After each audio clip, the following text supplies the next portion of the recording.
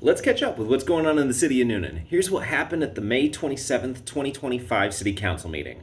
The agenda included 20 items. The first item on the agenda was the approval of the minutes from the May 13th City Council meeting. The minutes were unanimously approved by the City Council. The next 5 items were appointments to city boards and commissions. All 5 appointments were postponed to the next City Council meeting. The first item in new business involved a public hearing regarding the demolition of the building at 385 Jackson Street. The owner stated that the building, which was built in 1950 and does not exist in a City of Newnan historic district, won't adequately serve their needs, and the cost of the renovations would exceed 50% of the 2024 assessed value of the building, coming in at $430,784. A resident of the community located just south of the property inquired about what will take the place of the current building, if it will affect the community, and if the greenery separating the properties would be impacted. The representative of the project confirmed the new building would be Newnan City Church, and that the trees south of the building would not be affected. Mayor Brady inquired about the start of the demolition, and the representative confirmed that once some asbestos had been removed from the building, the property should be demolished by the end of July 2025. Council unanimously approved the demolition. The next item concerned the approval of an engineering services master agreement with BCC Engineering LLC, doing business as Heath and Lineback.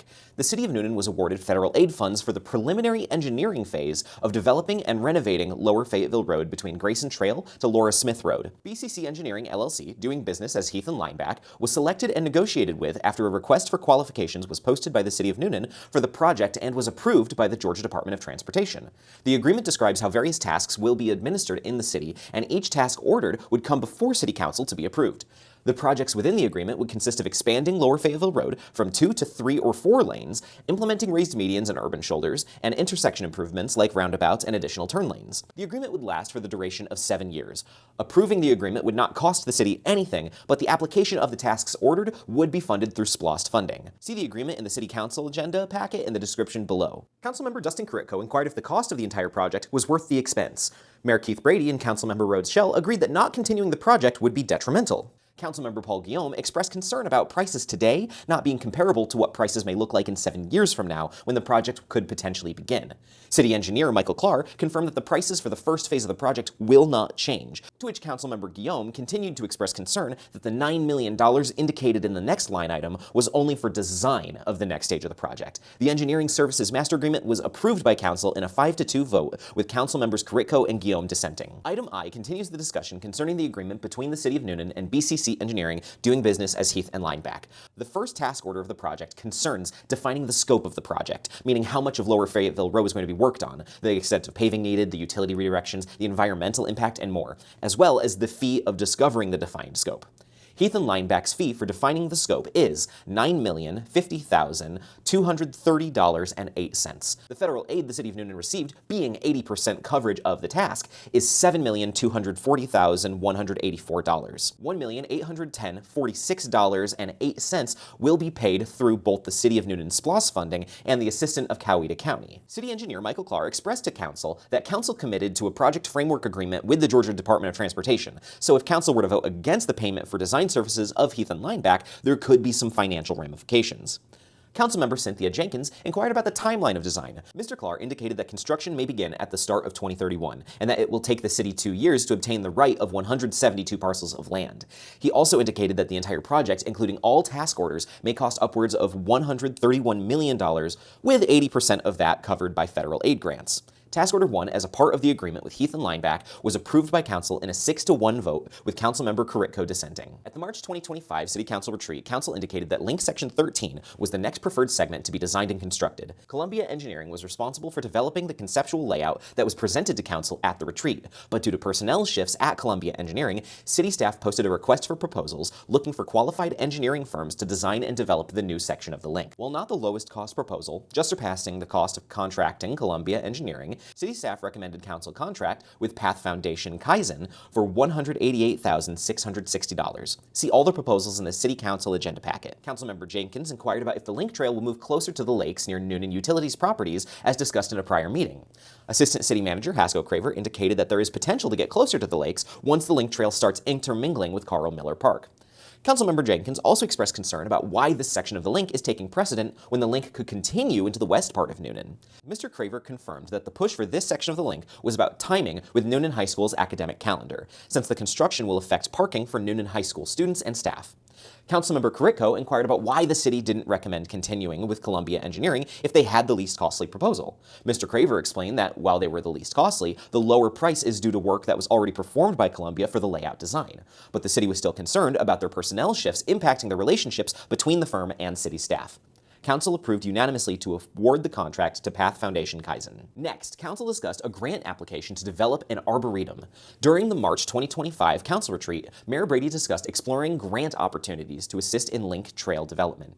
City staff recommended the Georgia Outdoor Stewardship Grant. The City of Newnan had been discussing building an arboretum in the underdeveloped property on the north side of 4th Street Extension between Sunset Lane and Boone Drive, just south of Ruth Hill Elementary, and this grant could help develop that project along with extending the link into the area.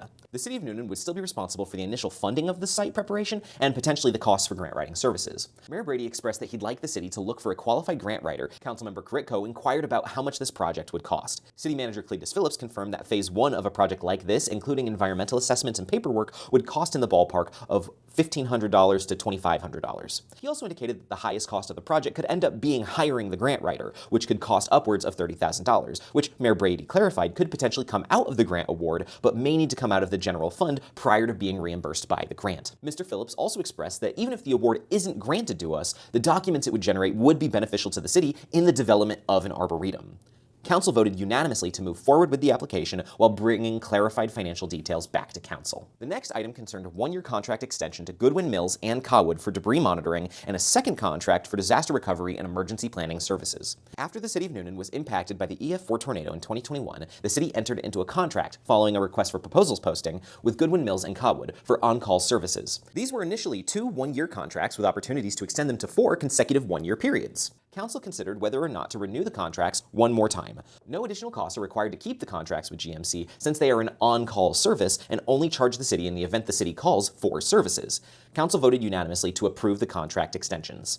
Item M involved awarding a contract to Barnes Vault Company for burial openings and closings in City of Newnan-run cemeteries and amending the City of Newnan fee schedule. In the May 13, 2025 City Council meeting, Council directed city staff to proceed with outsourcing burial openings and closings. This included amending the city fee schedule, the document describing and defining City of Newnan fees, to accommodate the new price of the service and a 15% administration fee, which was found to be common price in the similar city-owned cemeteries. City staff recommended awarding the contract to Barnes Vault Company after a request for proposals was posted. Reviewing the total service fees, Councilmember Schell inquired about rounding up the total prices to make the prices clearer. Council members Guillaume and Carrico expressed interest in rounding up the prices. Councilmember Carrico then inquired about the use of administration fee. Public Works Director Ray Norton clarified that the fee is intended to pay city staff who need to identify grave sites and prepare the site for Barnes Vault Company and the families utilizing the site. Councilmember Jim Thomason presented an amendment to the fee schedule change to round up the total prices to the nearest tenth. Councilmember Cynthia Jenkins expressed her concern about continuing to raise prices for city cemeteries since burials are a common practice. Councilmember Schell argued that rounding up offers the city more funds to deal with potential issues that could arise from a new service practice. Councilmember Thomason compromised by making a motion to accept the fee schedule change as is, rather than rounding fee totals. Council accepted the fee schedule amendment in a 6-1 vote with Councilmember Jenkins dissenting, and Council approved the contract award to Barnes Vault Company in a 6-1 vote with Councilmember Jenkins dissenting. In the May 13, 2025 City Council meeting, Council discussed changing city ordinances regarding evening noise.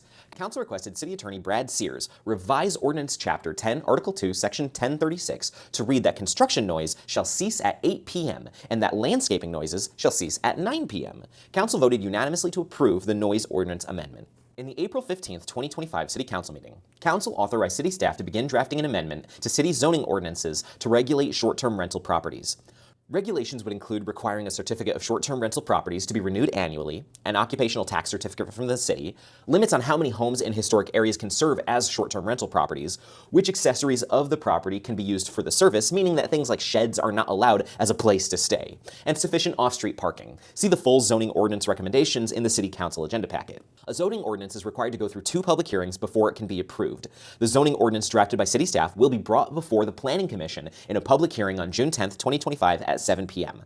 Staff will then take the recommendations from the Planning Commission back to City Council, meeting in a public hearing for this amendment in the July 22, 2025 Council meeting at 6:30 p.m. Next, First Baptist Church requested closing Brown Street between West Washington Street and Madison Street on June 9th through the 13th from 8 a.m. to 12:30 p.m. for Vacation Bible School. Council unanimously approved. The Newnan Carnegie Library Foundation requested closing Broad Street from LaGrange Street to Brown Street and the blocking of parking spaces on Saturday, August 9th from 6 a.m. to 1 p.m. for their Books and Bikes event. Council unanimously approved. Corner Arts Gallery requested closing North and South Court Square on Monday, September 1st from 8 a.m. to 5 p.m. for their annual Labor Day Festival. Council unanimously approved. Storyteller Studios, LLC requested the use of the Wadsworth Auditorium and Oak Hill Cemetery on June 8th from 8 a.m. to 10 p.m. for filming purposes.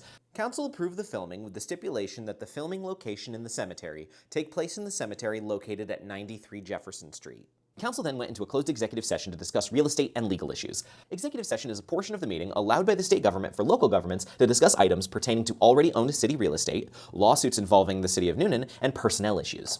Thanks for being here and engaging with your local government. Links to everything in the agenda packet can be found in the description below. The next City Council meeting will take place June 17th at 6:30 p.m. For more information, visit the City of Newnan website and follow the City of Newnan on Facebook, Instagram, LinkedIn, Nextdoor, and YouTube. Thank you very much.